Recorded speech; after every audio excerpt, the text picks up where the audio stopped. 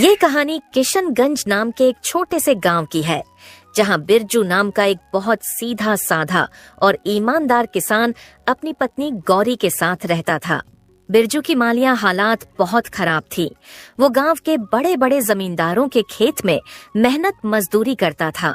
बिरजू कभी किसी के खेत में काम करता था तो कभी कभी किसी के घर पर जाकर साफ सफाई का काम भी करता था, ताकि उसके घर का खर्चा अच्छे से चल सके। बिरजू इतनी मेहनत करता था, पर फिर भी उसके पास इतने पैसे नहीं बच पाते थे कि वो अपने और अपने पत्नी के लिए अच्छे से 2 वक्त की रोटी का भी इंतजाम कर सके। जैसे जैसे समय बीतता गया, उसकी मालिया हालात और खराब होती गई। इसी बीच बिरजू अपनी पत्नी से बोलता है, गौरी, मुझे माफ कर देना। मेरी वजह से तुम्हें भी इतनी सारी परेशानियों का सामना करना पड़ रहा है। नहीं जी, आप ऐसे क्यों बोल रहे हो? मैं जैसी भी हूँ बहुत खुश हूँ। नहीं गौरी, मुझे नहीं लग रहा है। मेरी इस गरीबी ने मेरे साथ तुम्हें भी पिस के रख दिया है। आप इतने परेशान क्यों हो रहे हो? आप जितना भी कमा रहे हो, हम उसमें ही गुजर बसर कर लेंगे। और अगर आपको इतनी चिंता हो रही है तो अब से हम दोनों मिलकर और मेहनत करेंगे। आपके साथ साथ मैं भी आस पड़ोस के लोगों के यहाँ छोटा मोटा कोई काम देख लेती हूँ। नहीं गौरी, मैं तुम्हें पहले ही बहुत परेशान कर चुका हूँ, और अब तुम किसी और के यहाँ काम करो, ये मैं नहीं देख पाऊंगा। तो आप सब चिंता छोड़कर अपने काम पर ध्यान दीजिए और मेहनत करिए। बाकी सब ऊपर वाले के भरोसे छोड़ दीजिए। पर मैं भी क्या करूं? मैं कितनी भी मेहनत क्यों ना करूं, मुझे मेरे मेहनत के हिसाब से यहाँ कोई मजूरी देता ही नहीं है। अब तो पहले की तरह काम भी नहीं मिल रहा है। गौरी, मैं सोच रहा हूँ कि अब शहर जाकर काम करूं। यहाँ दिन रात मेहनत करता हूँ, लेकिन हमें सही से 2 वक्त की रोटी भी नसीब नहीं होती है। शहर में मेहनत करूंगा तो कम से कम पैसे तो ज्यादा मिलेंगे। पर आप शहर चले जाओगे तो मैं यहाँ अकेली कैसे रहूंगी? आपके बिना यहाँ मेरा कोई नहीं है। मैं समझता हूँ गौरी, पर कुछ ही समय की बात है। मुझे जैसे ही अच्छी नौकरी मिल जाएगी तो मैं वहां 1-2 साल कमाकर कुछ पैसे बचा लूंगा। फिर उन पैसों से यह गांव में कोई दुकान खोल लूंगा, ताकि तुम्हारे साथ रह सकूं। नहीं जी, मुझे ज्यादा पैसों का लालच नहीं है। अभी मैं जिस हाल में हूँ मैं उसी में खुश हूँ। मैं तुम्हारी भावनाओं को समझ रहा हूँ गौरी, लेकिन हमारी हालत देखकर मुझे कुछ ना कुछ तो करना ही होगा। ठीक है, अगर आपको यही सही लग रहा है तो जाइए, लेकिन अपना ख्याल रखना। मैं आज आपका सामान बांध देती हूँ, आप कल चले जाना।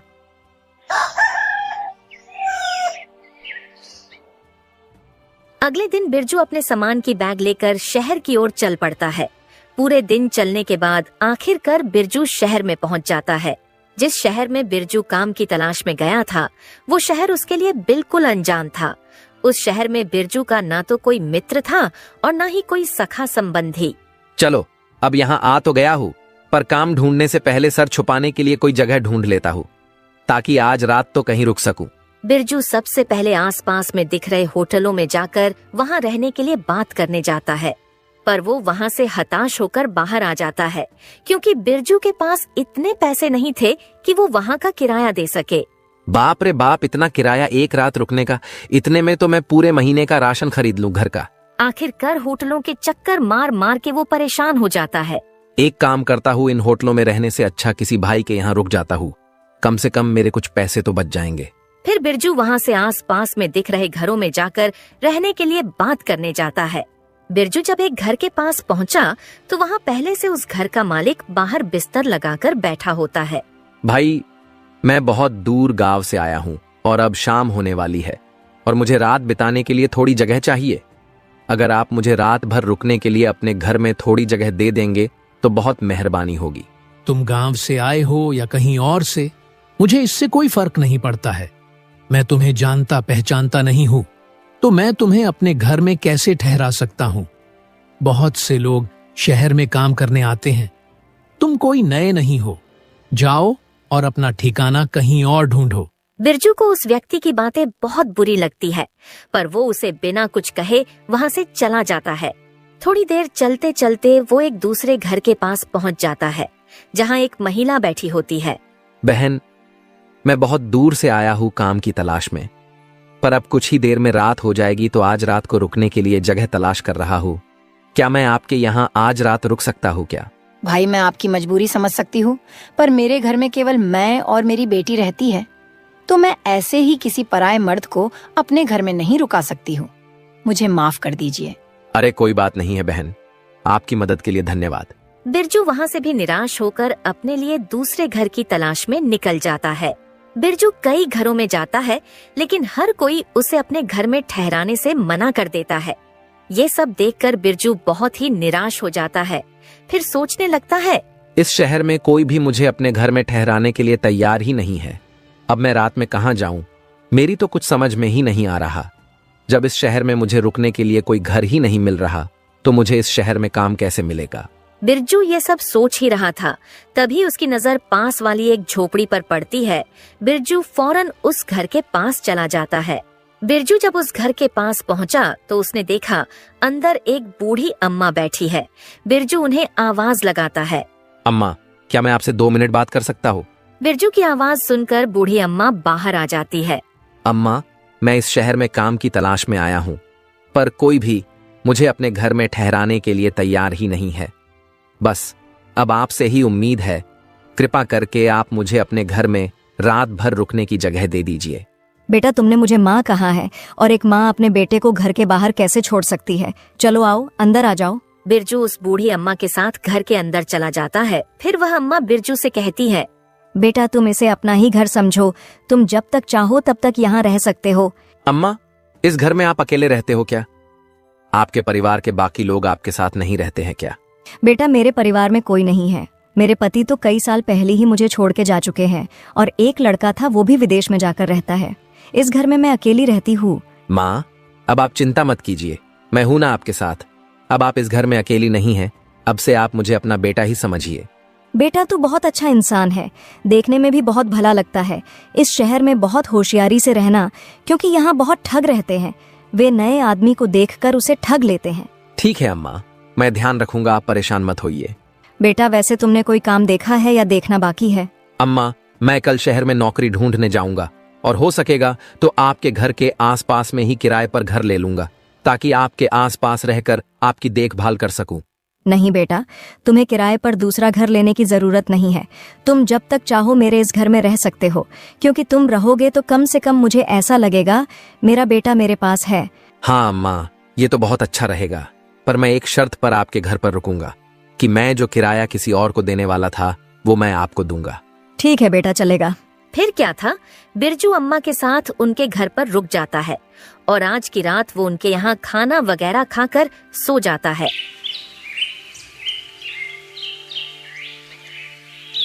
अगली सुबह सुबह बिरजू काम की तलाश में निकल जाता है।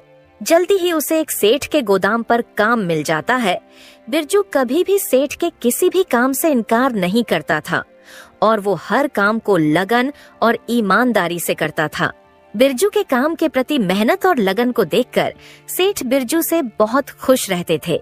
बिरजू को इतनी मेहनत करते देख सेठ बिरजू की पगार भी बढ़ा देते हैं। बिरजू अपनी कमाई से सिर्फ उतना ही खर्च करता था जितने की उसे जरूरत होती थी और बाकी बचे हुए पैसे को वो एक छोटी सी थैली में बचत किया करता था। शहर में काम करते करते बिरजू को अब कुछ दिन बीत जाते हैं। ऐसे ही एक दिन बिरजू अम्मा के घर के बाहर बैठे बैठे सोचता है, जब मैं 10,000 रुपए जमा कर लूंगा तब मैं पूरे पैसे लेकर अपनी पत्नी के पास चला जाऊंगा। फिर गांव में कोई अच्छी सी दुकान खोल लूंगा ताकि गांव में अपने पत्नी के पास रह सकूं।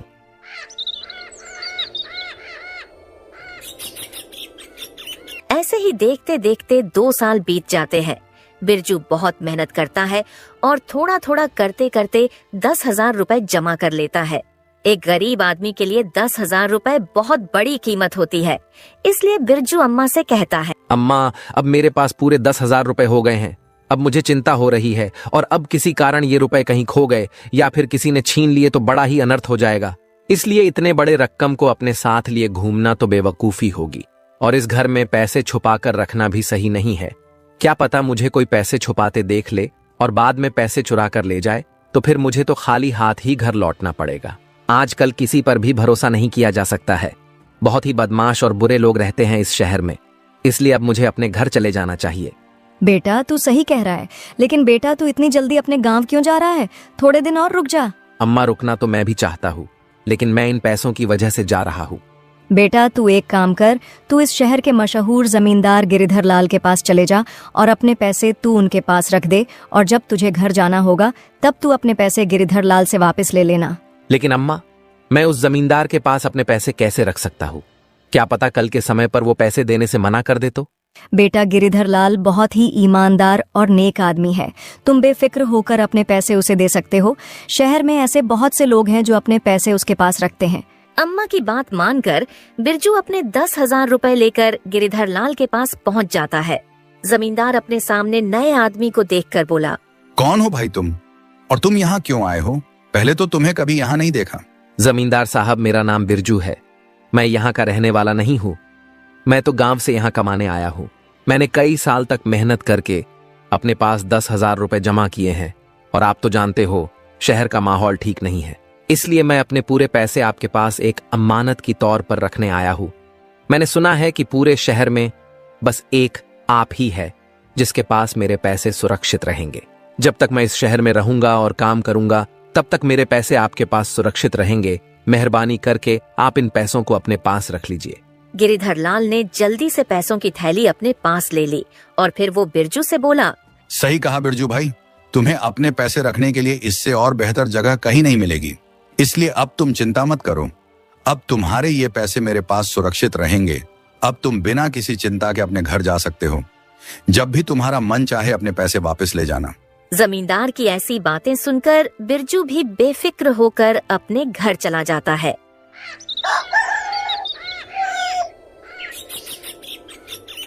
फिर कुछ समय और बीत जाता है। देखते देखते और एक साल निकल जाता है। बिरजू अपने काम में मग्न रहता है। ऐसे ही एक दिन बिरजू जब पलंग पर बैठा हुआ था, तभी उसे उसकी पत्नी गौरी की बहुत याद आने लगती है। अब बहुत समय हो गया है। देखते देखते 3 साल गुजर गए। अब तो मुझे गौरी के पास जाना ही होगा। अब जब बिरजू अपनी पत्नी के पास जाने का निश्चय करता है, तो वो सबसे पहले अम्मा को सारी बात बताने चला जाता है। अम्मा, अब बहुत समय बीत गया है। अब मैं सोच रहा हूँ गौरी के पास चला जाऊं। मैं तो उसे कहकर आया था 1-2 साल में आ जाऊंगा, पर अब मुझे यहाँ कमाते कमाते 3 साल हो गए हैं। ठीक है बेटा, जैसा तुमको सही लगे। फिर क्या था, बिरजू अपने घर जाने की तैयारी करके जमींदार के पास अपने पैसे लेने चला जाता है। जमींदार साहब, मैं अब अपने गांव जा रहा हूँ, इसलिए मैं आपके पास अपने पैसे लेने आया हूँ। कृपा करके आप मेरे पैसे मुझे लौटा दीजिए। जमींदार बिरजू को गौर से देखकर बोला, तुम किस पैसे की बात कर रहे हो भाई? तुमने कब मुझे पैसे दिए थे? जमींदार की ये बात सुनकर बिरजू के होश उड़ जाते हैं। साहब, मैंने कुछ समय पहले ही तो आपके पास 10,000 रुपए अमानत की तौर पर रखे थे। 10,000 रुपए? अरे इतनी बड़ी रकम है जो तुम्हारे 7 पीढ़ियों ने भी देखी नहीं होगी। वैसे तुम्हारे पास कहां से इतने पैसे आ गए? और तुम्हारे पास क्या सबूत है कि तुमने मुझे 10,000 रुपए दिए थे?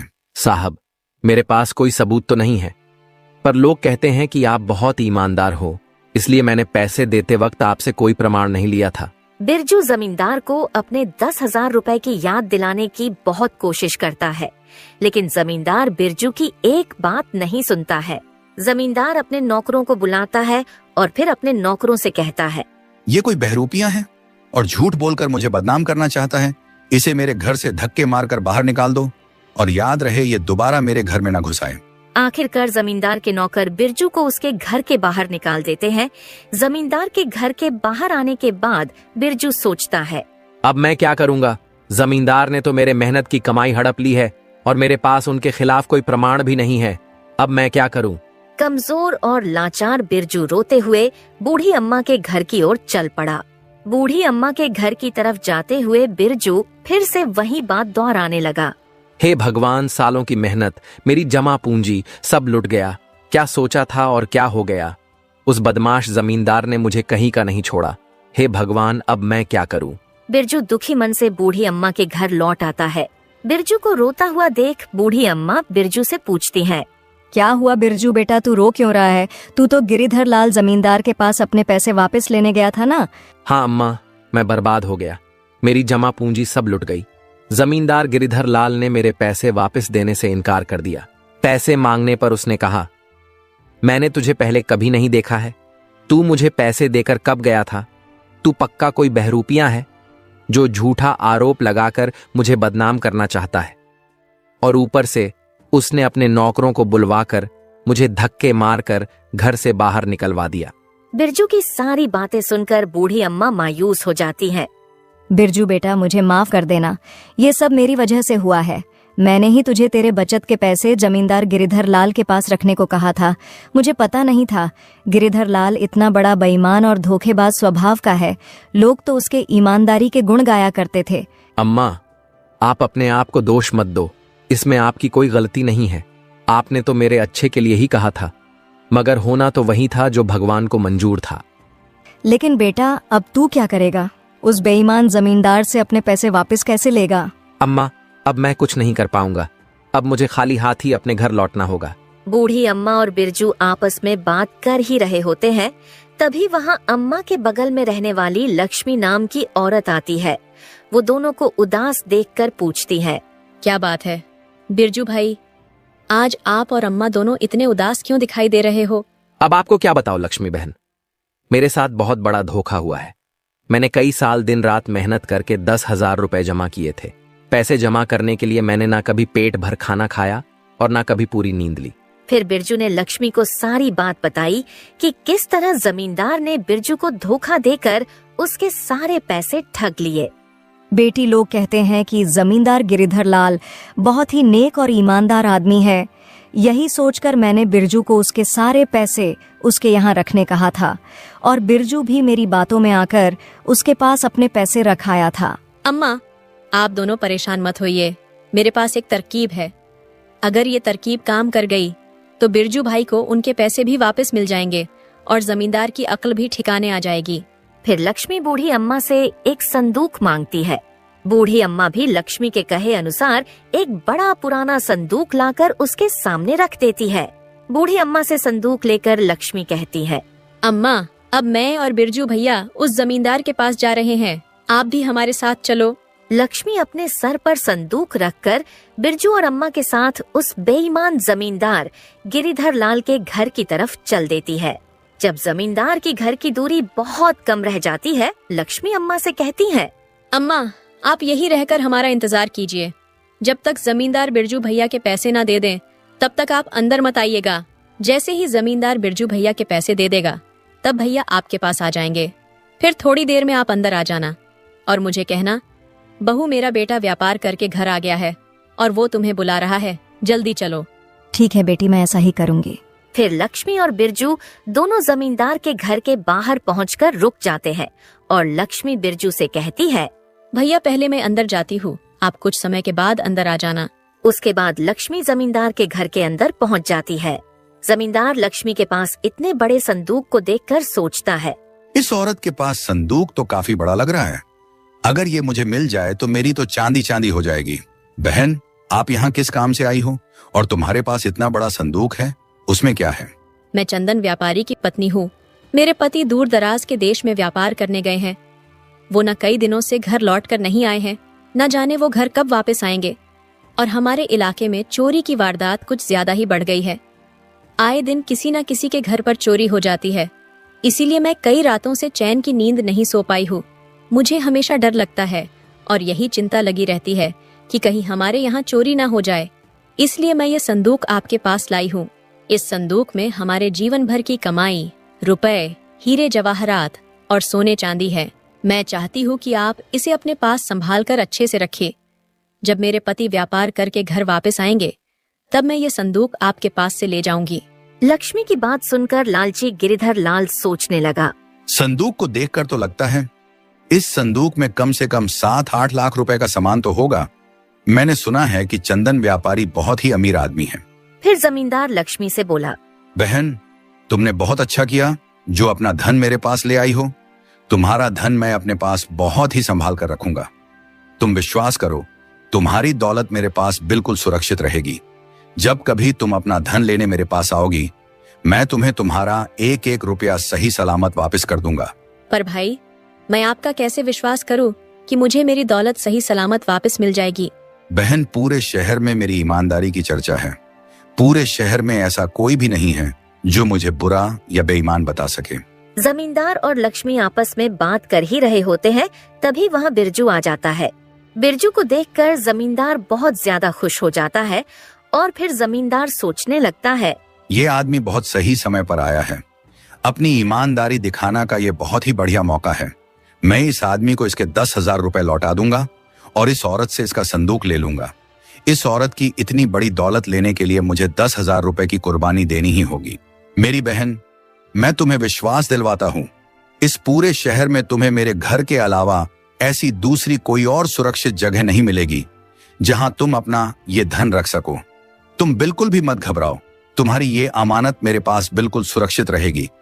अरे मेरे घर में तुम्हारे इस दौलत को कोई छू भी नहीं सकता है। चोरी करने की बात तो छोड़ ही दो, क्योंकि कोई भी चोर मेरे घर में घुसने से पहले 100 बार सोचेगा। ये कहते कहते जमींदार ने ऐसा ढोंग किया जैसे बिरजू पर उसकी नजर अभी पड़ी हो। फिर वो बहुत खुश होकर बोला, अभी तुम ये देखो, इस आदमी ने अपनी पूरी जमा पूंजी मेरे पास रखी थी। सुबह ही ये अपनी जमा पूंजी मेरे पास लेने आया था, पर उस समय मुझे याद नहीं आया तो मैंने इसे चोर समझकर भगा दिया था। पर फिर जब मैंने अपने दिमाग पर बहुत जोर डाला तब कहीं जाकर मुझे इसका चेहरा याद आया। भाई, तुमने बहुत सही किया जो तुम अपने रुपए वापस लेने चले आए, वरना मैं अभी अपने नौकर को तुम्हें बुलाने भेजने ही वाला था। इस आदमी को तो मैं बहुत अच्छे तरह से जानती हूँ। ये बहुत दूर से इस शहर में काम करने आया है। ये बेचारा बहुत मेहनत से काम करता है। इसने शायद हमारे यहाँ भी काम किया है। इसने बहुत मेहनत करके ये पैसे कमाए हैं। क्या तुम इस आदमी को जानती हो? फिर तो किसी बात की चिंता करने की जरूरत ही नहीं है। मैं अभी इस गरीब के पैसे इसे दे देता हूँ। फिर क्या था, जमींदार बिरजू के पैसे लाने अपने तिजोरी वाले घर में चले जाता है और लक्ष्मी और बिरजू वहाँ रुककर उसका इंतजार करने लगते हैं। फिर कुछ समय में जमींदार बिरजू के 10,000 रुपए लाकर बिरजू को दे देता है। बिरजू तुरंत अपने पैसे लेकर जमींदार के घर से चलता बनता है। बिरजू को उसके पैसे लौटाने के बाद जमींदार लक्ष्मी से बोला, देखो बहन, मैंने इस गरीब आदमी के पैसे जैसे के तैसे सही सलामत इसे वापस कर दिए। अब तो तुम्हें मेरी ईमानदारी पर विश्वास हो गया होगा कि लोगों की दौलत मेरे पास एकदम सुरक्षित रहती है। जी बिल्कुल भाई साहब, मुझे आप पर पूरा विश्वास हो गया है कि आप बहुत ही नेक और ईमानदार आदमी हो। तो लाओ, मुझे अपना ये संदूक दे दो और बेफिक्र होकर अपने घर चले जाओ। जमींदार लक्ष्मी से संदूक मांग ही रहा होता है कि उतने में बूढ़ी अम्मा जमींदार के घर में आ जाती है और लक्ष्मी से कहती है, बहू जल्दी घर चलो, मेरा बेटा व्यापार करके घर लौट आया है और वो तुम्हें बुला रहा है। ये तो बहुत अच्छी बात है जो वो घर लौट आए। अब हमें कोई भी चिंता करने की जरूरत नहीं है। भाई साहब, अब आपको भी परेशानी उठाने की जरूरत नहीं है। मेरे पति अपने धन को खुद सुरक्षित रख लेंगे। फिर क्या था, लक्ष्मी ने संदूक उठाया और जमींदार के घर से चली गई और ये सब देखकर जमींदार को गुस्से से आग बबूला हो गया। गुस्से के मारे उसका बहुत बुरा हाल था। जमींदार मन ही मन बहुत दुखी हो रहा था और खुद को बुरा भला कह रहा था। वाह गिरिधर लाल, वाह, हाथ में आई दौलत लौटकर वापस चली गई। इस कमबख्त चंदन व्यापारी को अभी ही आना था, थोड़ी देर बाद नहीं आ सकता था। थोड़ी देर बाद आता तो उसका क्या बिगड़ जाता? नहीं, पर उस कमबख्त को अभी ही आना था। अगर वो थोड़ी देर बाद आता, वो धन से भरा संदूक मेरा हो जाता।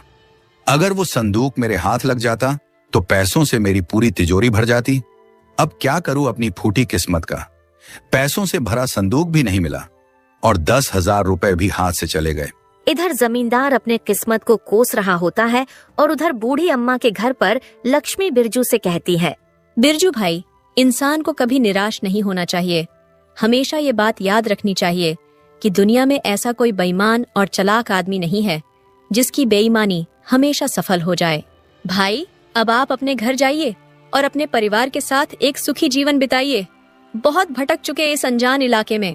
फिर क्या था, लक्ष्मी बिरजू की बहुत बड़ी मदद करके अपने घर के लिए निकल जाती है। लक्ष्मी के जाने के बाद बिरजू भी बूढ़ी अम्मा से अपने घर जाने के लिए इजाजत मांगने लगता है। अम्मा, अब मुझे भी यहाँ से जाने की आज्ञा दो। आपका बहुत बहुत धन्यवाद जो इतने बड़े अनजान शहर में मुझ जैसे अनजान की मदद की और रहने के लिए छत दी। अम्मा, मैं आपका ये एहसान अपनी जिंदगी भर नहीं भूलूंगा। अरे इसमें एहसान की क्या बात है बेटा, तू भी तो मेरे बेटे जैसा है, तो मैंने तो बस एक माँ होने का फर्ज निभाया है। अब तुम अपने घर जाओ और हमेशा खुश रहो। मेरा आशीर्वाद हमेशा तुम्हारे साथ है। फिर क्या था, बिरजू अम्मा से उनका आशीर्वाद लेकर और उनको अलविदा कहकर अपने गांव के लिए निकल जाता है। बिरजू ने अपने बचत किए हुए पैसों से एक छोटी सी किराने की दुकान खोल ली थी, जिस कारण अब उसे किसी के यहाँ मजदूरी भी नहीं करनी पड़ती थी और वो अच्छा खासा कमा भी रहा था और सबसे बड़ी बात, वो अपनी पत्नी के साथ साथ रह रहा था। दोस्तों, इस कहानी से हमें यह सीख मिलती है कि हमें कभी हार नहीं माननी चाहिए। अगर बिरजू भी हार मानकर अपने गांव लौट आता तो उसकी पूरी जमा पूंजी पर लालची गिरिधर लाल मजा कर रहा होता, और तो और वो और भी भोले भाले लोगों को इसी तरह ठगता। पर लक्ष्मी की सूझबूझ और चतुराई ने बिरजू को उसके रुपए भी दिला दिए और लालची जमींदार को सबक भी सिखा दिया। तो दोस्तों, कहानी आपको कैसी लगी हमें कमेंट में जरूर बताएं। अगर आपको हमारी मेहनत पसंद आई हो तो हमारे चैनल को सब्सक्राइब करना न भूलें और बेल आइकन दबाएं ताकि नई कहानियों की नोटिफिकेशन सबसे पहले आपको मिले। धन्यवाद।